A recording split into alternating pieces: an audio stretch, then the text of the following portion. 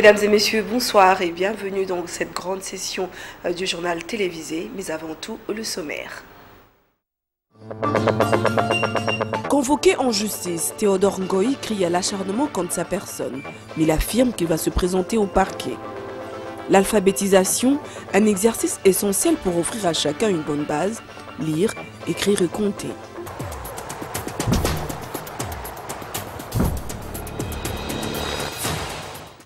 Une fois de plus, mesdames et messieurs, bonsoir. Et comme je vous le disais dans le sommaire, Théodore Ngoï et Martin Fayoulou sont convoqués ce mercredi 9 septembre au parquet général près la cour d'appel de Kinshasa-Gombe.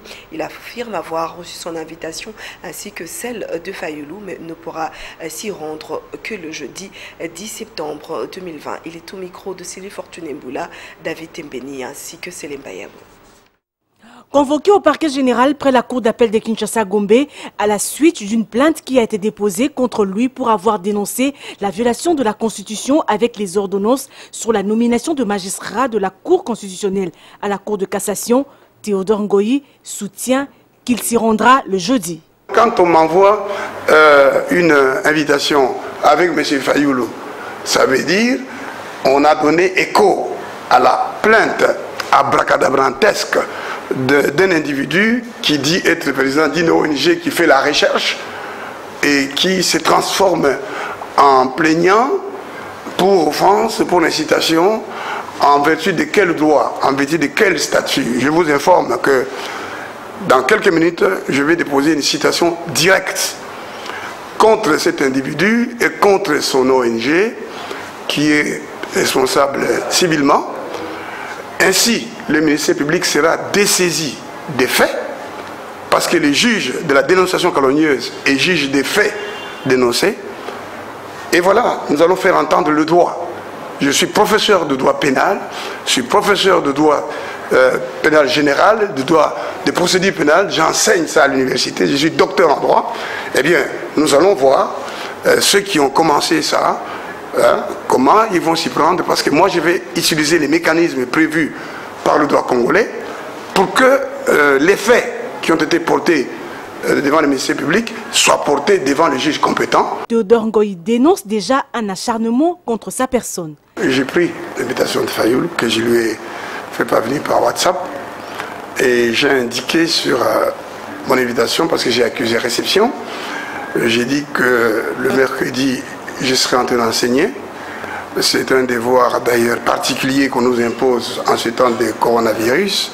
Et donc je ne peux pas m'absenter demain. Je me suis déjà absenté une fois à cause de l'insécurité qui m'est causée par l'UDPS et ses sympathisants qui m'agressent, qui m'envoient des SMS, qui me disent qu'ils sont comme un sapou, ils vont me faire voir de toutes les couleurs, ils vont m'éliminer, ils le disent. Leur secrétaire général est même passé sur une chaîne internationale, une chaîne de radio, pour dire que j'exécutais un plan pour obtenir la déchéance de leur président, qui est le président de la République, qui n'est plus président de l'UDPS. A-t-il raison dans l'interprétation qu'il développe au sujet de l'article 158 de la Constitution? Ça, la justice devra fixer l'opinion. Quittons Kinshasa pour Lubumbashi où la sécurité est grandissante. Un jeune motocycliste d'une trentaine révolue a été assassiné dans la nuit du dimanche à lundi 7 septembre au quartier Kashamata dans la commune annexe, ce qui justifie la colère de la population qui a brûlé de pneus et barricadé les routes. Junior Kaneki est notre correspondant. Inquiétude et désarroi à la fois, voilà la situation vécue l'avant-midi de ce lundi par les habitants du quartier Kashamata dans la commune annexe suite au meurtre des motocyclistes dans un cas d'insécurité perpétré la nuit des dimanche 6 à lundi 7 septembre 2020. Pour les témoins trouvés sur place, c'est pour la énième fois que ce fait macabre s'est produit dans ce coin de la ville de Lubumbashi. Nous comptons à peu près plus de 20 motards qu'on torture, on tue même, on prend même leurs engins, on part avec. C'est un énième cas à se produire sur ce tronçon. Il n'y a pas longtemps, nous avons trouvé un autre corps sans vie avec la tête décapitée.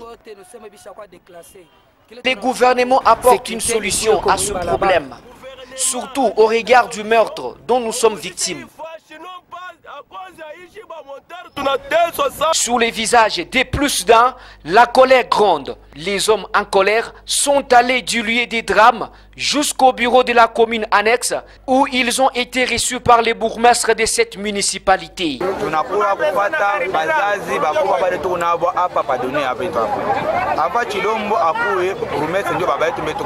Sur place, Rémi Moussese Moukoma a appelé au calme et a promis l'ouverture d'une enquête. C'est vraiment malheureux.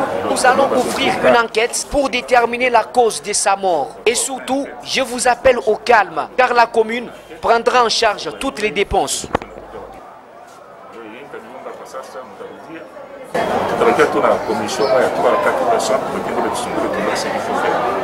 Rappelons que le corps de la victime a été récupéré par la police avant son enterrement, qui sera pris en charge par la commune. Et à Kinshasa, l'exécutif provincial s'était réuni en réunion de ministres provinciaux pour voir comment apporter des solutions idoines aux préoccupations exprimées par la mégapole Kinshasa. Ici, nous vous proposons le compte-rendu de cette réunion avec le porte-parole du gouvernement provincial de Kinshasa, Charles Mbutamuntu. Il y a un comité provincial de sécurité de la ville. Aujourd'hui, nous sommes réunis autour du gouverneur pour faire l'évaluation de la situation sécuritaire de la ville-province de Kinshasa. Tout le monde a donné les avis, tout le monde a donné les problématiques de la situation sécuritaire de Kinshasa. Je pense que dans les jours à venir, il y aura des décisions, il y aura des actes qu'on doit commencer à poser pour que la population de Kinshasa vaque librement à ses occupations, sans être inquiétée. C'était plutôt Sam Leka qui a fait donc ce compte rendu. Changement de registre dans ce journal. Plus de 12 000 élèves finalistes du secondaire ont passé les épreuves de l'examen d'État édition 2019-2020 lundi 7 septembre. À Mbandaka, la cérémonie du lancement a été faite par le gouverneur de cette province et autres grandes personnalités à l'Institut technique, industriel et professionnel Olive Lembe. José Mazao Soukouma. 12 225 élèves finalistes du secondaire ont participé à la passation de l'examen d'État édition 2019-2020 dans la province éducationnelle de l'EPST Équateur 1. Parmi eux, 7 906 garçons et 4 319 filles répartis dans 39 centres. La cérémonie du lancement a eu lieu à l'Institut technique industriel et professionnel ITIP Olive Lembe de la ville de Mbandaka devant le gouverneur de la province de l'Équateur Bobo Boloko Bolumbu, entouré de son gouvernement, du président de l'Assemblée provinciale de l'Équateur, ainsi que les députés provinciaux et plusieurs autorités scolaires étaient au rendez-vous. Dans son mot, le directeur éducationnel de l'EPST Équateur 1, Hervé Mungueta Makoulea, a demandé à tous les concurrents de rester sereins et de travailler avec assiduité et véhémence en faveur de leur propre réussite avant de certifier que la fin de ces épreuves de 3 jours va marquer la fin de l'année scolaire 2019-2020. Incident a signalé une fille finaliste de l'Institut Sombola Kabou était chassée du centre Malembe parce qu'elle n'avait pas terminé les frais à payer. Elle avait couru tout en pleurant vers les autorités qui faisaient la ronde des centres. Attiré par cet état, le directeur éducationnel de l'EPST Équateur 1, Hervé Mungueta Makoulea, lui a remis sur place le montant exigé et les frais de transport pour rejoindre son centre. Aucun autre incident majeur à signaler. À chaque jour, sa célébration, et ce 8 septembre, l'on célèbre la journée internationale de l'alphabétisation. Souligner l'importance de celle-ci auprès des citoyens, des collectivités et des associations, tel est l'objectif de cette journée. Esther Badibiabia nous en dit plus. Chaque année, le 8 septembre, l'humanité célèbre la journée internationale de l'alphabétisation. Son objectif est de souligner l'importance de l'alphabétisation auprès des citoyens, des collectivités et des associations. Aujourd'hui, près d'une personne sur 7 illettrés et sur les 860 millions des illettrés, 500 millions sont des femmes. Actuellement, l'alphabétisation est un motif réjouissant pour l'humanité qui a accompagné les avancées spectaculaires en la matière. Le monde compte aujourd'hui près de 4 milliards d'alphabets. Alors que tout le monde est appelé à être instruit car l'alphabétisation permet à l'homme de lire, écrire et à s'exprimer correctement. Donc, l'alphabétisation est très importante pour toutes les générations. Au regard de la poussée vertigineuse de nouvelles technologies de l'information et de la communication, l'alphabet français connaît un sérieux problème du point de vue syntaxique et lexical, car les usagers de ces outils ont du mal à maîtriser l'orthographe des mots à cause des abréviations qu'ils emploient pour envoyer des messages sur les réseaux sociaux. José Moussangana revient sur les faits. Compris comme l'ensemble ordonné de lettres utilisées dans un système d'écriture pour composer des syllabes et des mots, l'alphabet français souffre syntaxiquement dans l'usage quotidien de jeunes qui ont du mal à maîtriser l'orthographe de mots à cause des abréviations qu'ils emploient dans les textos, Messenger, WhatsApp et Facebook. Cet état des choses appauvrit lexicalement et syntaxiquement ces jeunes qui ont l'habitude de ne pas lire alors que le livre meuble l'esprit et permet de maîtriser l'orthographe de mots. Pour résoudre ces problèmes, il faudrait commencer d'abord par la lecture de livres qui lotissent les esprits. Une fois que l'on maîtrise l'orthographe, l'on doit veiller à écrire le mot dans leur intégralité et non en les abrégeant sur les réseaux sociaux. Nicolas Boileau ne disait-il pas que ce qui s'y conçoit bien s'énonce clairement et les mots pour le dire arrivent aisément. Et en société, l'hôpital général de référence de Kinshasa, ex-Mamayemo, a bénéficié de la réhabilitation du pavillon 9 réservé aux patients suivis en neurochirurgie grâce à l'appui de la Fondation Kadima. L'inauguration de ce nouveau bâtiment a eu lieu lundi 7 septembre. Présent sur place, Eric Mboulamossi, Manuel Luyombo et Hugues Moussangilay. Cérémonie bref, mais qui tient tout son pesant d'or pour le malade en neurochirurgie de l'hôpital ex-Mamayembo. Ils viennent d'acquérir, grâce à l'appui de la Fondation Kadima, de lits et divers autres matériels en dehors du bâtiment abritant le pavillon 9, réfectionné sur fonds propres de la Fondation André Kadima. La Fondation Kadima vient de faire un grand pas, celui de nous donner une salle moderne, dans des meilleures conditions et avec des installations appropriées. Il reste le bloc opératoire ainsi que la réanimation et tout ce qui va avec. Donc là, je profite pour lancer l'appel à toutes les personnes de bonne volonté, sensibles dans ce contexte, de pouvoir venir nous aider pour pouvoir mieux prendre en charge le Congolais au Congo et par les Congolais. Humaniste, l'initiateur de cette fondation, André Kadima lui-même, explique le fondement de la motivation qui l'anime dans cette action caritative. Cet hôpital, c'est l'hôpital mère du Congo. C'est le miroir de notre pays. Tant qu'on ne va pas investir ici pour améliorer la qualité de soins au Congo, ben même si on construit les meilleurs hôpitaux, n'importe où, ça ne prendra pas la même valeur qu'ici. Moi, je suis né dans une famille pauvre. Je ne savais pas qu'un jour j'allais être comme ça. Alors si Dieu m'a donné ça, il m'a donné pour que je partage avec les autres. Je suis dans ce partage, ça fait plusieurs années et je continuerai à partager avec les autres. Il faudrait relever que, pour la Fondation Kadima, ces travaux menés en faveur de malades sont le prélude d'une volonté renouvelée de la réhabilitation de l'hôpital général de référence de Kinshasa et de sa modernisation. Taurine Bongo nous fait dire que l'autorité urbaine est en train de construire le marché de Lufungula, tenant le camp du même nom dans la commune de Lingwala. Pour les Kinois, les uns pour les autres, non pas, car ce lieu de l'offre et de la demande empêcherait au transport urbain de passer un jour, au train urbain plutôt, de passer un jour. Suivez.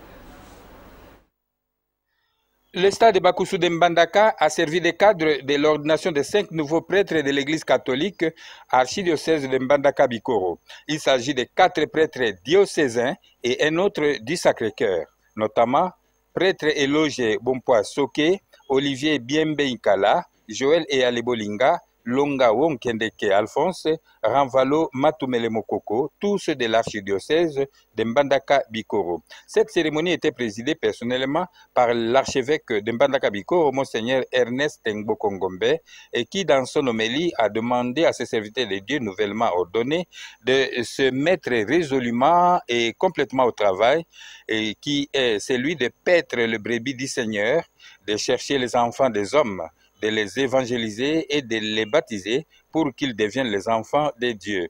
Ernest Ngbo-Kongombe leur avertit que la tâche n'est pas facile.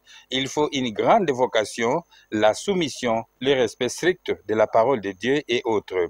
Il convient de signaler que les autorités provinciales ont marqué de leur présence cette grande cérémonie qui a réuni plus de 5000 personnes, à savoir les gouverneurs de l'Équateur Bobo Boloko Bolumbu, accompagnés de membres de son gouvernement, le président de l'Assemblée provinciale de l'Équateur, Claude Bouka Lompulo, le maire de la ville de Mbandaka, Didier Dada, des bourgmestres de deux communes et autres grandes personnalités. Toutes nos excuses pour ce désagrément. Vous venez plutôt de suivre l'ordination de prêtre à Mbandaka avec notre confrère José Mazao Soukouma. Actualité vue par les autres. Aujourd'hui, Esther Badibiabia et Nana Kalambay se sont entendus plutôt leur micro à Don Momat, coordonnateur d'Amour AfriqueCongo.com. Il nous parle de la déclaration de Ngoïka Sanji qui soutient qu'il faut penser à l'élection présidentielle au suffrage indirect. Suivez. Bonsoir. Le prof Nyabirungu est revenu sur l'affaire et il soutient, ou il prétend cette fois-ci, que le président de la République, en posant cet acte, aurait violé 9 articles de la Constitution. Le proche Nyabirungu est jugé proche du FCC et donc continue avec le FCC, où cette fois-ci, un cadre de cette plateforme chère au sénateur à vie Joseph Kabila a, dans une intervention sur une radio de la place, soutenu qu'il faudrait peut-être envisager un suffrage indirect pour l'élection présidentielle. C'est-à-dire que le président de la République ne devrait plus être voté.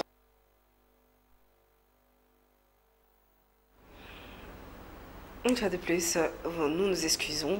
Et à présent, je vais vous laisser suivre l'actualité africaine en condensé avec nos confrères de la Voix de l'Amérique.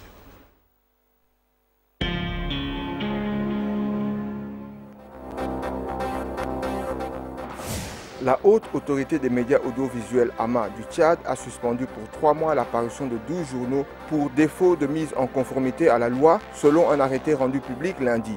Une décision fortement critiquée par la Ligue tchadienne des droits de l'homme. Le tribunal spécial résiduel pour la Sierra Leone a rejeté la demande de l'ancien président et chef de guerre libérien Charles Taylor d'être transféré de sa prison britannique dans un autre pays pour le prémunir du coronavirus. Condamné en 2012 à 50 ans d'emprisonnement pour crimes contre l'humanité et crimes de guerre commis pendant la guerre civile, Charles Taylor purge sa peine dans une prison britannique. Le journaliste algérien Khaled Drareni, condamné à 3 ans de prison ferme, est arrivé mardi au tribunal d'Alger où il doit être jugé en appel après un verdict très sévère et une forte mobilisation en faveur de sa libération. Khaled Drareni est considéré par certains comme un symbole du combat pour la liberté de la presse en Algérie. L'économie sud-africaine, la plus industrialisée d'Afrique, s'est effondrée de 51% en avril et juin en pleine pandémie de Covid-19, a annoncé mardi l'agence statistique du pays.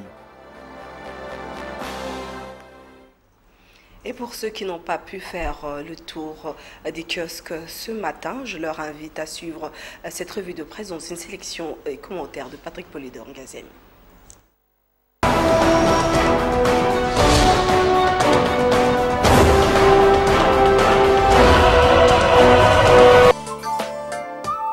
Nous sommes mardi 8 septembre 2020, à jour J-1 pour Martin Fayoulou et Théodore Ngoy qui doivent se présenter demain au parquet. Ils sont très attendus ce mercredi 9 septembre au bureau du procureur général près la cour d'appel de Kinshasa-Gombe, écrit Forum des As. Forum des As qui ajoute que l'invitation a été déposée hier à la résidence familiale de Maître Théodore Ngoy, y compris celle de Martin Fayoulou, affirme Théodore Ngoy, joint au téléphone par Radio Top Congo. Cependant, poursuit le quotidien, cette invitation qui a circulé quelques heures après dans les réseaux sociaux indique que les deux acteurs politiques connaîtront le motif de leur convocation sur place à l'office du parquet général après la cour d'appel de Kinshasa-Gombe. Plus d'un observateur croit savoir cependant qu'ils sont convoqués à la suite de leur dernière prestation en rapport avec les ordonnances du 17 juillet du président Félix Tshisekedi portant nomination des hauts magistrats de la Cour constitutionnelle et de la Cour de cassation. À propos justement du débat autour des dites ordonnances, la Prospérité annonce que Nyabirungu Mwenesonga lève l'équivoque aujourd'hui.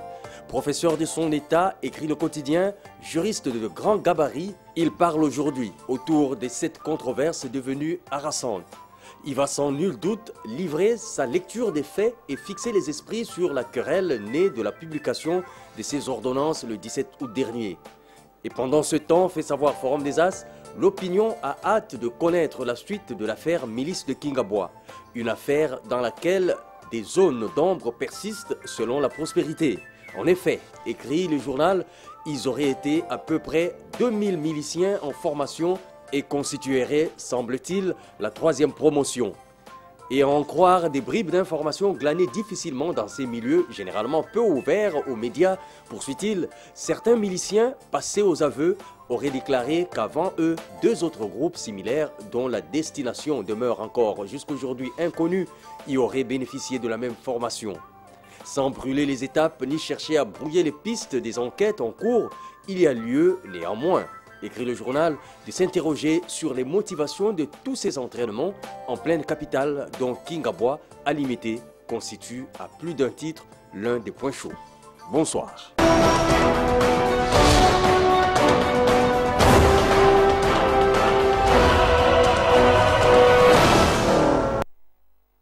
Ce journal est arrivé à son terme, mais avant de le clore complètement, le rappel de titre. Convoqué en justice, Théodore Ngoy crie à l'acharnement contre sa personne, mais il affirme qu'il va se présenter au parquet. L'alphabétisation, un exercice essentiel pour offrir à chacun une bonne base, lire, écrire et compter.